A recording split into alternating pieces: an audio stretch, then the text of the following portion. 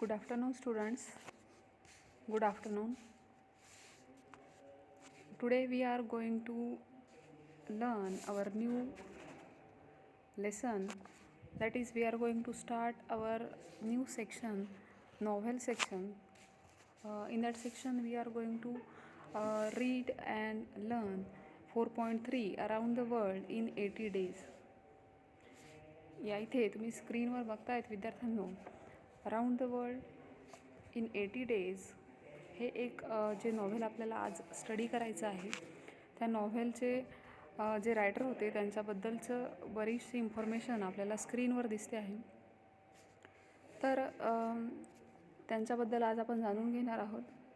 Jules Gabriel वर्न असं या लेखकाचं नाव आहे, असं या फेमस अशा फ्रेंच नॉव्हेलिस्टचं नाव आहे.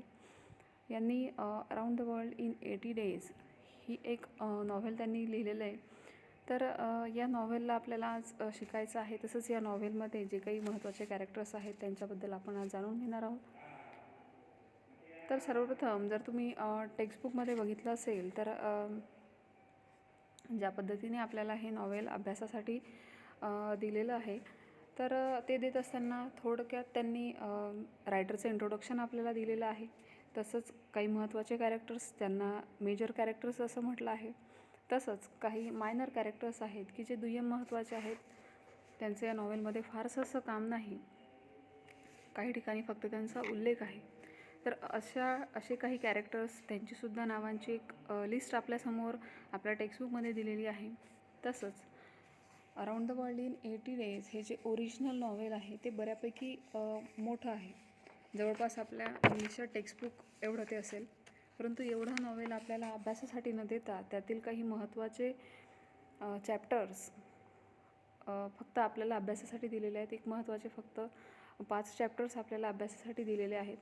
एक थोडक्यात एक पार्ट आपल्याला अभ्यासासाठी दिलेला आहे की नॉव्हेल एकंदरीत कशी असतात किंवा कादंबऱ्या कशा लिहिलेल्या असतात हे विद्यार्थ्यांना कळावं किंवा साहित्य क्षेत्रामध्ये त्यांचा इंटरेस्ट वाढावा यासाठी हे सगळं नवीन अभ्यासक्रमामध्ये इन्क्ल्यूड करण्यात आलेलं आहे. तर हे सगळं स्टडी करत असताना आपल्याला वेळेची मर्यादा असल्यामुळे आपण थोडक्यात ही पूर्ण नॉव्हेल समजून घेणार आहोत. तसंच पुस्तकामध्ये नॉव्हेलला सुरुवात करण्याअगोदर त्या पूर्ण नॉव्हेलची थीम आपल्याला अभ्यासासाठी देण्यात आली आहे. थोडक्यात काय तर ती थीम कशी असेल, पूर्ण नॉव्हेल कशावर आधारित आहे ते आपल्याला थीममध्ये सांगितलेलं आहे. त्याचबरोबर त्याच खाली आपल्याला प्लॉट आपल्याला दिलेला आहे, म्हणजेच कोणत्या इयरमध्ये कोणत्या लोकेशनला हे सगळं काही लिहिलं गेलं नॉव्हेल, नक्की काय परिस्थिती होती हे सगळं आपल्याला त्या प्लॉटमधून कळेल. तसंच सिनॉप्सिस ऑफ द एक्स्ट्रॅक्ट म्हणून एक टॉपिकसुद्धा आपल्याला नॉव्हेल स्टार्ट करण्याच्या अगोदर टेक्स्टबुकमध्ये दिलेला आहे. या ठिकाणी सिनॉप्सिस म्हणजेच एक प्रकारे आपल्या पूर्ण नॉव्हेलचा सारांश काय असेल, नक्की नॉव्हेल कसं आहे, कशावर बेस्ड आहे, कुठून नॉव्हेल सुरू होतं आणि कुठे संपतं, महत्त्वाचे कॅरेक्टर्स काय, त्यांचे रोल्स काय, तर हे सगळं त्या सिनॉप्सिसमध्ये आपल्याला दिलेलं आहे. तर हे सगळं आपल्याला शिकायचं आहे आणि याच्यावरच आधारित प्रश्न आपल्या पेपरमध्ये असणार आहेत. एकंदरीत तुम्ही जर आपला पेपर पॅटर्न अभ्यासला असेल तर जो लास्ट सेक्शन आहे त्यामध्ये नॉव्हेल सेक्शनला स्पेशली तुम्हाला हे सगळे क्वेश्चन्स, या लेसनवरचे क्वेश्चन्स आपल्याला सॉल्व करायचे आहेत. पेपरमध्ये असणारे 4-4 मार्कांसाठी हे नॉव्हेल तुम्हाला पेपरमध्ये देण्यात आलेलं आहे. तसंच तुम्हाला त्यासाठी काही महत्त्वाचे प्रश्न यानंतर अभ्यासायचे आहेत. तसंच आपण नॉव्हेल पुढे अभ्यासूया, तसंच त्याबद्दल मी तुम्हाला सांगेल की कुठले क्वेश्चन्स तुमच्यासाठी महत्त्वाचे आहेत, कुठले कॅरेक्टर्स, त्या कॅरेक्टरबद्दलची माहिती असेल, कुठलं ठिकाणे, नक्की ते का महत्त्वाचं आहे, हे सगळं आपल्याला पुढे अभ्यासायचं आहे. आज आपण या ठिकाणी या नॉव्हेलला सुरुवात करतो आहे. तर आपण ज्यूल्स गॅब्रियल वर्ने हे जे आहेत या नॉव्हेलचे लेखक आहेत, रायटर आहेत. Was a French novelist, poet and playwrights. अगदी फेमस असे पोएट आहेत, नॉव्हेलिस्ट आहेत, जे की फ्रेंच आहेत. त्याचबरोबर Verne wrote widely popular series of adventure novels including journey to the centre of the earth, 20,000 leagues under the sea and around the world in 80 days. हे काही अगदी महत्त्वाची त्यांची नॉव्हेल्स आहेत ज्यांची नावं आपल्यासमोर या ठिकाणी दिलेली आहेत. त्याचबरोबर Verne is generally considered a major literary author in France and most of Europe. फ्रान्समध्ये त्यांना अगदी फार महत्त्वाचे असे लेखक मानलं जात होतं, अगदी पॉप्युलर होते त्या ठिकाणी वर्णे. त्याचबरोबर Verne has been the second most translated author in the world since 1979. ही गोष्ट त्यांची लक्षात ठेवण्यासारखी आहे की वर्णे हे जे आहेत जगातले अगदी सेकंड मोस्ट ट्रान्सलेटेड ऑथर म्हटलं आहे त्यांना, म्हणजे ज्यांची बुक्स जी आहेत, त्यांची जी पुस्तकं आहेत ती खूप जास्त ट्रान्सलेटेड करण्यात आली. बऱ्याच देशांमध्ये, बऱ्याच लँग्वेजेसमध्ये ते ट्रान्सलेटेड करण्यात आले आणि जगासमोर त्यांची जी काही पुस्तकं आहेत ती सर्वांना उपलब्ध करून देण्यात आली. सगळ्या रीडर्ससाठी प्रत्येक लँग्वेजेसमध्ये ते भाषांतरित करण्यात आले. असे जगातले दुसरे अगदी फेमस असे लेखक होते गॅब्रिएल वर्णे. तर ही झाली या लेखकाबद्दलची माहिती. त्याचबरोबर या ठिकाणी आता बघतोय आपण की नक्की नॉव्हेल कसं होतं किंवा कोणत्या काळामध्ये ते सगळं लिहिलं गेलेलं होतं. एकंदरीत आपण या ठिकाणी नॉव्हेलचा सारांश बघतोय की नक्की नॉव्हेल कसं होतं किंवा कुठली कॅरेक्टर्स महत्त्वाची आहेत. नॉव्हेलला सुरुवात करण्याअगोदर तुम्हाला काही महत्त्वाची कॅरेक्टर आहेत त्यांच्याबद्दल ओळख करून देते. तर मेजर कॅरेक्टर्स जे आहेत त्यामध्ये सगळ्यात महत्त्वाचं एक कॅरेक्टर आहे फिलियास फॉग. फिलियास फॉग नावाचं अगदी महत्त्वाचं प्रॉमिनंट असं कॅरेक्टर आहे या नॉव्हेलमधलं. तसंच फिलियास फॉग नावाच्या व्यक्तीचं एक असिस्टंट आहे ज्याला प्रत्येक वेळेस कामामध्ये वगैरे मदत करणारा, ज्याचं नाव आहे पासपार्टू. तर हा जो आहे पासपार्ट हा आपल्याला प्रत्येक ठिकाणी फिलियास फॉगसोबत, मिस्टर फॉगसोबत प्रत्येक वेळेस सोबत असेल. त्याच्या जर्नीमध्ये प्रत्येक वेळेस त्याच्या मदतीसाठी तो हजर असेल. तसेच आणखी एक कॅरेक्टर आहे जे अतिशय महत्त्वाचं आहे, औडा. तर औडा नावाचं एक कॅरेक्टर, जी लेडीज आहे औडा नावाची, फिलियास फॉगसोबत तीसुद्धा इथे या नॉव्हेलमध्ये अतिशय महत्त्वाचा रोल प्ले करते. त्याचबरोबर डिटेक्टिव्ह फिक्स नावाचा आणखी एक कॅरेक्टर आहे की जो व्यक्ती एक डिटेक्टिव्ह आहे, एक गुप्तहेर आहे, ज्याचं नाव फिक्स आहे आणि ज्याला फ्रान्सिस नावाच्या क्लब मेंबरने या ठिकाणी या ठिकाणी फिलियास फॉगवरती कुठेतरी लक्ष ठेवण्यासाठी, त्यांच्यावरती लक्ष केंद्रित करायचं ना की फिलियास फॉग कोण आहेत किंवा हे कुठले एखादे मोठे रॉबरी करणारे तर नाही आहेत, असं लक्ष ठेवण्यासाठी प्रत्येक वेळेस डिटेक्टिव्ह फिक्स हा त्यांच्यासोबत असतो, त्यांच्यावर एक प्रकारे पहारा देत असतो. तर अशी काही महत्त्वाची कॅरेक्टर होती जी होती Phileas Fogg, Passepartout, Aouda and detective Fix. तसंच बरीच अशी मायनर कॅरेक्टर्स आहेत, ती आपण यानंतर पुढे बघूयात. तर around the world in 80 days हे नॉव्हेल जे आहे एक फ्रेंच ट्रॅव्हल ॲडव्हेंचर नॉव्हेल आहे, जे एका फ्रेंच ऑथरने लिहिलं आहे 1872मध्ये. हे जे नॉव्हेल आहे हे कशाबद्दल सांगतं आहे, नक्की नॉव्हेलमध्ये काय दिलं आहे, तर the work tells the story of the unflappable Phileas Fogg trip around the world accompanied by his emotional valet Passepartout to win a बेट.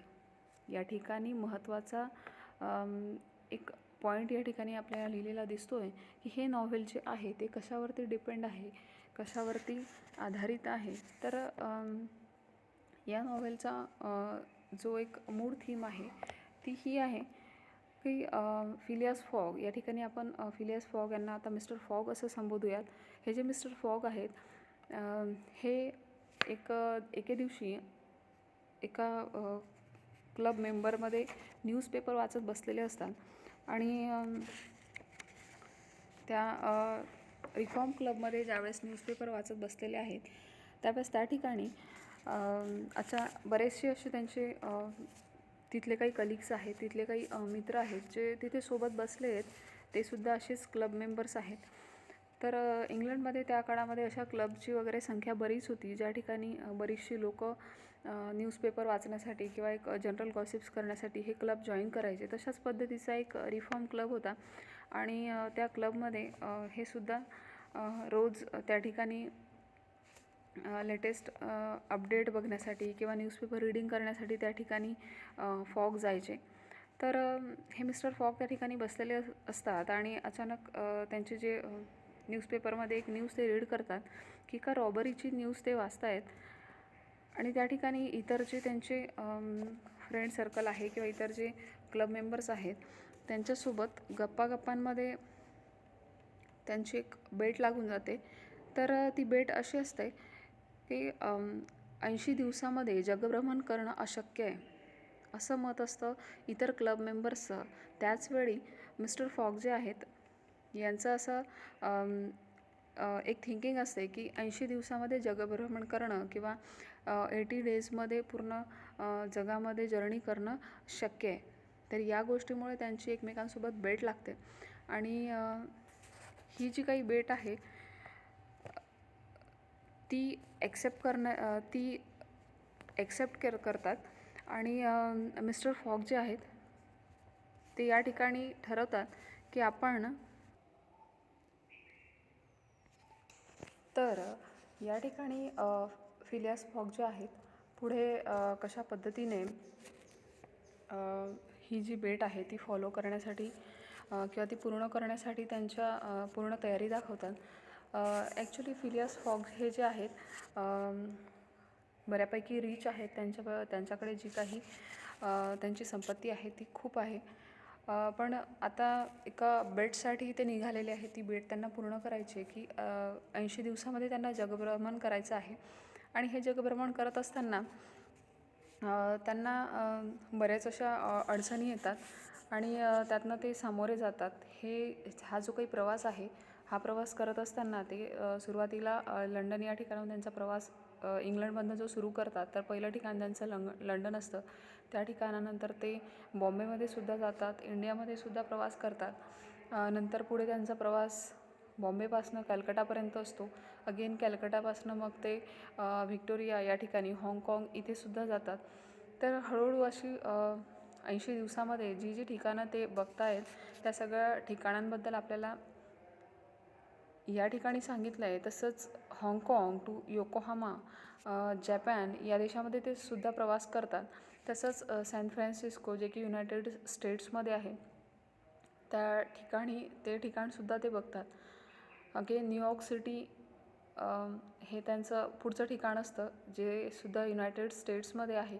आणि तिथून परत एकदा मग ते लंडन या ठिकाणी येतात जिथून त्यांनी प्रवास सुरू केलेला असतो. तर अशा पद्धतीने 80 दिवसामध्ये प्रवास करत असताना त्यांना बरेचसे अनुभव येतात. याच ठिकाणी ऑडा या कॅरेक्टरची आपल्याला ओळख करून दिली जाते. ही जी काही लेडीज आहे ऑडा ही या नॉव्हेलमधली एका अर्थाने आपण तिला नायिका म्हणूयात. तर ऑडा या ठिकाणी मिस्टर फॉग यांना इंडियामध्ये भेटते. ज्यावेळेस इंडियामध्ये तिची आणि मिस्टर फॉग यांची ओळख होते त्या ठिकाणी ती एक प्रकारे यांच्यासोबत फ्रेंडशिप करते आणि दोघांचंही एक चांगलं रिलेशन पुढे बिल्डअप होतं. पुढे ती अशी इच्छा व्यक्त करते की तिला मिस्टर फॉग यांच्यासोबत मॅरेज करायचं आहे, त्यांच्यासोबत लग्न करायचं आहे. आणि त्यांचं जे काही कॅरेक्टर आहे, पर्सनॅलिटी आहे, या सगळ्या गोष्टी तिला आवडायला लागतात. पुढे हे जे नॉव्हेल आहे अशा पद्धतीने हळूहळू पुढे सरकतं. तर आणि 80 दिवसामध्ये जगभ्रमण करत असताना तो जो डिटेक्टिव्ह फिक्स आहे तो बऱ्याचदा असा प्रयत्न करत असतो की कुठेतरी एखाद्या रॉबरीमध्ये आपण मिस्टर फॉग यांना अडकवलं किंवा त्यांना जर आपण त्या ठिकाणी कुठेतरी या सगळ्यामध्ये अडकवण्याचा प्रयत्न केला तर कुठेतरी ही जी बेट आहे ती पूर्ण होणार नाही आणि रिफॉर्म क्लबच्या इतर मेंबर्सना जास्तीत जास्त पैसे मिस्टर फॉग यांना द्यावे लागतील आणि ते बेट हारतील. तर त्यांनी बेट जिंकू नये यासाठी तो प्रयत्न करत असतो. पण त्याच्या प्रयत्नामध्ये तो एंडिंगमध्ये असं दाखवलं आहे या नॉव्हेलमध्ये की कुठेतरी तो त्याच्या प्रयत्नांमध्ये सक्सेसफुल होतो. आणि ज्यावेळेस अगदी लास्ट डे असतो आणि त्या दिवशी मिस्टर फॉग यांना त्यांच्या नेहमीच्या ठिकाणावर बेट पूर्ण झाली आहे यासाठी त्यांना त्या ठिकाणी परत यायचं असतं. आणि ते ऑलरेडी एक दिवस लेट झालेले असतात ज्या दिवशी ते परत येत आहेत. पण मग ज्यावेळेस औडा ही सुद्धा ॲक्सेप्ट करते, जरी ते बेट हारलेले असले तरीसुद्धा त्यांचं एक नेचर बघून ती त्यांच्या प्रेमात पडलेली असते आणि मिस्टर फॉग यांच्यासोबत मॅरेज करण्यासाठी ती रेडी असते. तर ज्यावेळेस त्यांच्या दोघांच्या मॅरेजसाठी एका क्लर्जीमॅनला पासपोर्ट जो आहे त्यांचा असिस्टंट ज्यावेळेस एका क्लर्जीमॅनला भेटतो, एका प्रीस्टला भेटतो आणि त्यांचं मॅरेज फिक्स करण्यासाठी ची डेट वगैरे बघत असतो, त्यावेळेस त्याला एक गोष्ट लक्षात येते की आपण हे सगळं जगभ्रमण करत असताना कुठेतरी एक जे काही दिनांक रेषा म्हणूया आपण किंवा वर्ल्डमधले जे काही टाईम झोन आहे तो कुठेतरी आपण क्रॉस केला आहे. प्रत्येक देशामध्ये जात असताना टाईम झोन बदलत गेला आणि कुठेतरी हे सगळं होत असताना आपण एक दिवस ऑलरेडी जिंकलेला आहे. आपण एक दिवस बेडच्या अगोदर पोहोचलो आहे. आपण जे काही विचार करत होतो की आपण ऑलरेडी लेट झालो आहे आणि त्या दिवशी आपण जो बेटसाठीचा दिवस ठरलेला होता त्या दिवशी आपण पोहोचू शकलो नाही, अशी जी त्यांची थिंकिंग होती ती थिंकिंग त्या ठिकाणी चुकीची ठरली आणि त्यांच्या एक गोष्ट लक्षात आली की आपण एक दिवस आणखी जिंकलेलो आहे. कुठेतरी या जगभ्रमण करत असताना एक सगळे जे टाईम झोन बदलत गेले आणि यामुळे आपल्याला एक दिवस आणखी मिळाला आहे. त्यालाच त्यांनी म्हटलं आहे की time zone had gain them a day. या टाईम झोननी त्यांना एक दिवस मिळवून दिलेला होता आणि जे त्यांना वाटत होतं की आपण ही बेट हारलो आहे, आपण ऑलरेडी लेट झालो आहे, तर ती गोष्ट चुकीची ठरली होती. ते त्या ठिकाणी खरं तर बेट जिंकलेले होते आणि ओडासारखी लेडीजसुद्धा त्यांच्या लाईफमध्ये एंट्री करणार होती. तर एक प्रकारे मिस्टर फॉग हे अगदी हॅपी होते, खुश होते आणि पुढे ते जे आहेत बऱ्यापैकी ही जी बेट ते जिंकतात आणि सगळे $20,000ची जी बेट आहे ते ऑलरेडी जिंकतात आणि आधीच रिच असल्यामुळे आणखी त्यांच्या रिचनेसमध्ये भर पडते. बऱ्यापैकी मोठी अमाऊंट त्यांच्याकडे जमा होते. तर अशा पद्धतीचं खूप असं इंटरेस्टिंग असं नॉव्हेल आहे आणि त्याचा कथानकसुद्धा अगदी इंटरेस्टिंग आहे. तर अशी काही महत्त्वाची कॅरेक्टर्स या ठिकाणी या नॉव्हेलमध्ये आपल्याला दिसतात. तर हे अशा पद्धतीचं नॉव्हेल आपण अभ्यासलं किंवा या नॉव्हेलचा एक सारांश आपण ऐकलात. यानंतर आपल्या पुढील लेक्चरमध्ये आपण या नॉव्हेलचं जे काही कॅरेक्टर्स आहेत त्यांच्याबद्दल आणखी थोडं डिटेल बघूयात. तसंच नॉव्हेलचं जे काही थीम आहे ती थीम आपण बघूयात. तर या ठिकाणी आपण इथेच थांबूयात. आपल्या पुढच्या लेक्चरमध्ये आपल्या टेक्स्टमधील थीम तसंच प्लॉट आणि सिनॉप्सिस याबद्दलची माहिती आपण बघूयात. आपल्या लेक्चरमध्ये आपण इथेच थांबतो आहे.